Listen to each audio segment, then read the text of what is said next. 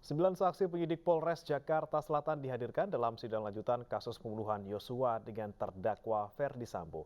Putri Chandrawati yang telah pulih dari COVID-19 juga hadir di sidang secara langsung.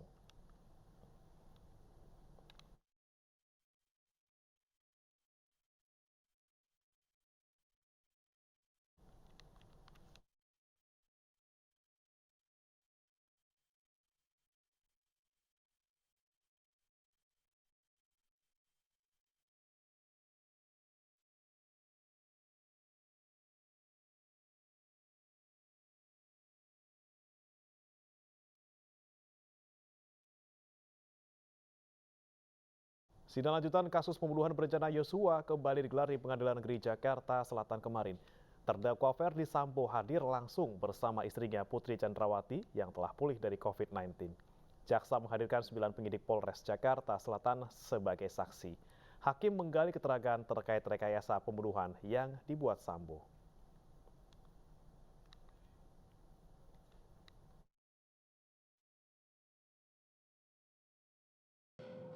Artinya saudara dianggap tidak profesional dalam melakukan penyidikan dan olah TKP pada waktu pertama. Ya, kurang lebihnya itu. Betul. Ya. Dan saat ini saudara masih ditempatkan di? Saat ini kami di Yanma. Ya. Di Yanma. Betul. Saudara sudah sudah sekolah Sespim? Sudah yang mulia. Dan saudara akhirnya terhambat untuk melanjutkan karir saudara. Betul yang mulia. Akibat peristiwa ini. Betul yang mulia. Baik, selanjutnya saudara AKP Rifaizal Samuel. Mungkin sebelum saya beralih ya. ke yang lain, mungkin saya diberi kesempatan buat senior saya Pak Sambo yang mulia. Silakan. Untuk menyampaikan. Pertanyaan saya ke Pak Sambo, kenapa kami harus dikorbankan dengan masalah ini? Ada tambahan yang Silakan. terkait dengan pernyataan kenapa saya harus mengorbankan para penyidik. Saya ingin menyampaikan permohonan maaf yang mulia kepada adik-adik saya. Silakan. Karena saya sudah memberikan keterangan yang tidak benar di awal. Dan pada sidang kode etik di semua proses pemeriksaan saya sudah sampaikan adik-adik ini nggak salah, saya yang salah. Tapi mereka juga harus dihukum karena dianggap tahu peristiwa ini. Jadi sekali lagi saya atas nama pribadi dan keluarga menyampaikan permohonan maaf kepada adik-adik saya sehingga harus terhambat. Tidak ada, saya sangat menyesal. Jadi saya sekali lagi mohon maaf, saya sudah sampaikan ini di depan Komisi Kode Etik yang mulia, mereka tidak salah. Mereka hanya secara psikologis pasti akan tertekan dalam proses penyampaian saya. Saya akan bertanggung jawab, saya sudah sampaikan. Tapi mereka tetap di proses mutasi dan demosi sehingga saya setiap berhubungan dengan penyidik dan adik-adik saya ini, saya pasti akan merasa goyang dan bersalah yang mulia. Saya sekali lagi menyampaikan permohonan maaf kepada adik-adik dan anggota. Terima kasih.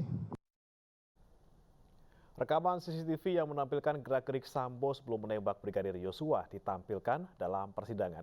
Ferdy Sambo sempat menjatuhkan pistol dan tidak menggunakan sarung tangan sebagaimana kesaksian mantan ajudan.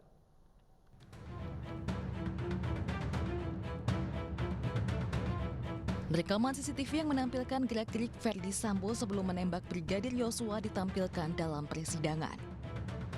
Sambo terekam sedang melangkah cepat di depan rumahnya di kawasan Duren 3, Jakarta Selatan.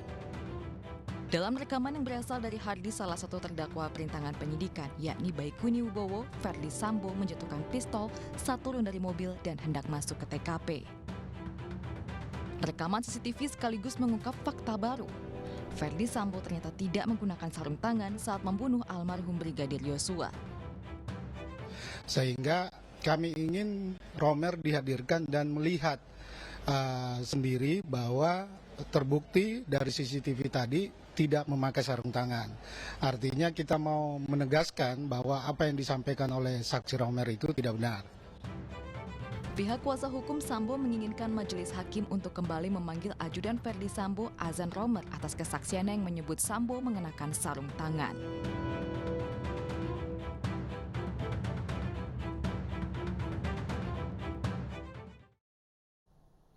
Dugaan suap tambang ilegal di Kalimantan Timur yang menyeret Kabareskrim Polri terus bergulir. Mantan Kadif Propam Polri Verdi Sambo menyebut praktik tambang ilegal melibatkan perwira tinggi Polri, namun dibantah oleh Komjen Agus Andrianto.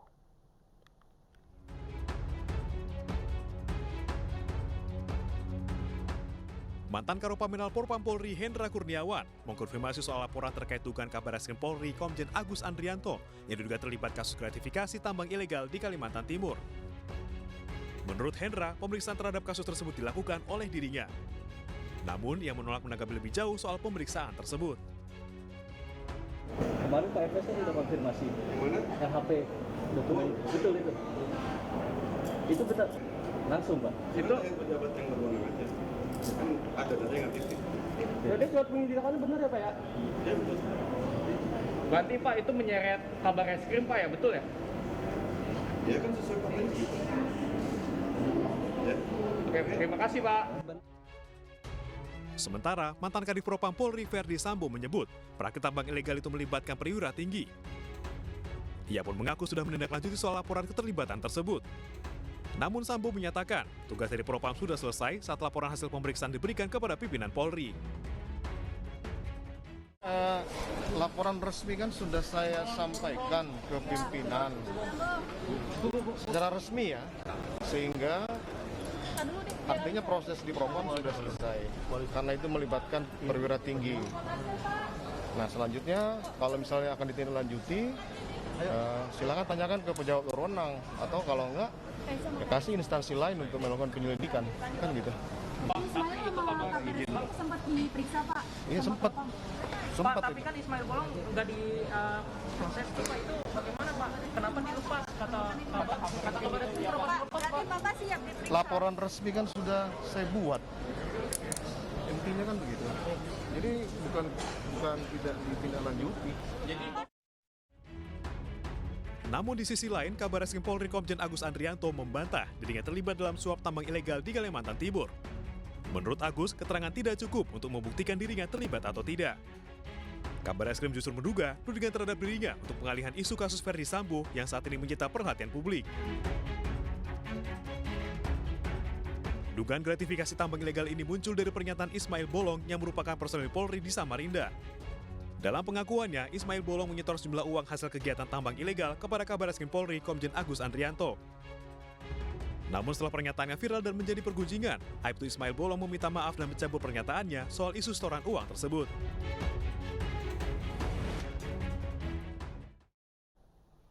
Informasi lain pemirsa, KPK meluncurkan Desa Baju Biru Kecamatan Baju Biru, Kabupaten Semarang, Jawa Tengah sebagai percontohan desa anti korupsi se-Indonesia. Ketua KPK Firly Bahuri mengatakan Desa Baju Biru mendapatkan kriteria istimewa atau tertinggi dengan nilai 96,75 dari 10 desa anti korupsi yang dirilis KPK Selasa siang. Firly menyebut gubernur sebagai pemangku kebijakan tertinggi di provinsi harus memastikan daerahnya bersih dari korupsi, terutama dalam penyusunan anggaran yang rawan penyelewengan.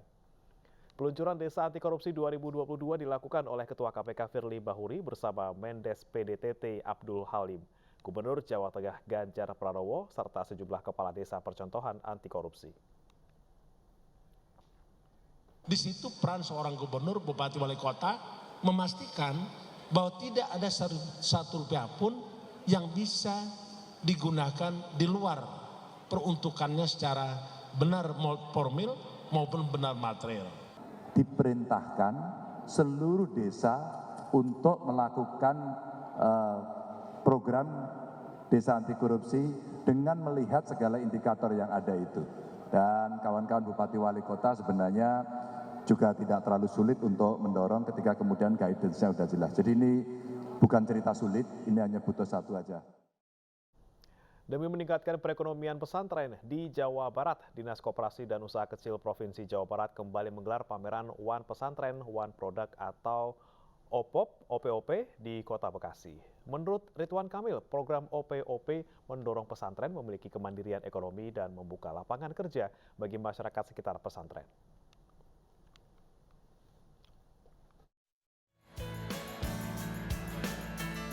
Bertempat di Pondok Pesantren An-Nur, Bekasi Utara, Kota Bekasi, Jawa Barat, Dinas Koperasi dan Usaha Kecil Provinsi Jawa Barat kembali menggelar pameran One Pesantren One Product pada Senin siang.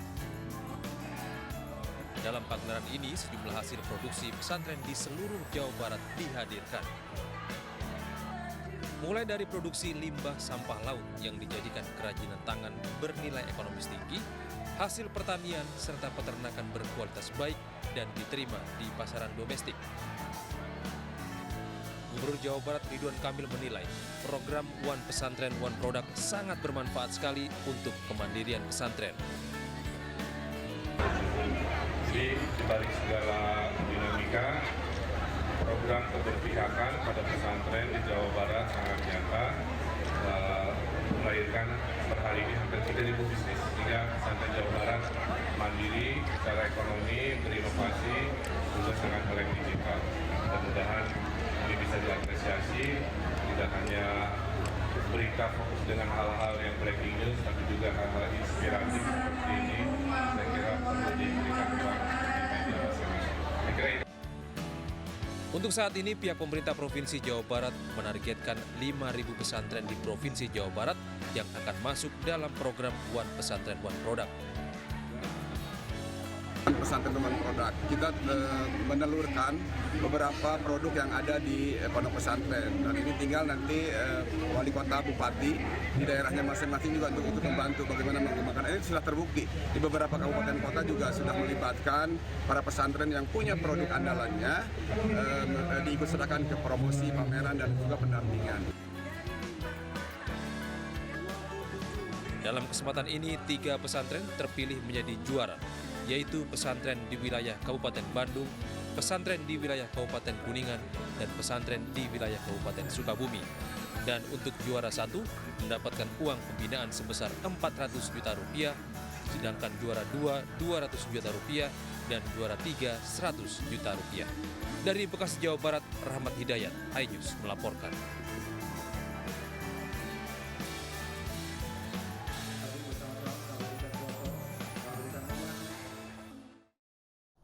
Pemirsa, Dewan Pengurus Pusat Silaturahmi Haji dan Umroh Indonesia menggelar Rapat Kerja Nasional atau Rakernas di Jakarta. Rakernas Sahih bertujuan untuk mengukuhkan persaudaraan dan persatuan bangsa serta mewujudkan kemabruran haji bagi masyarakat Indonesia.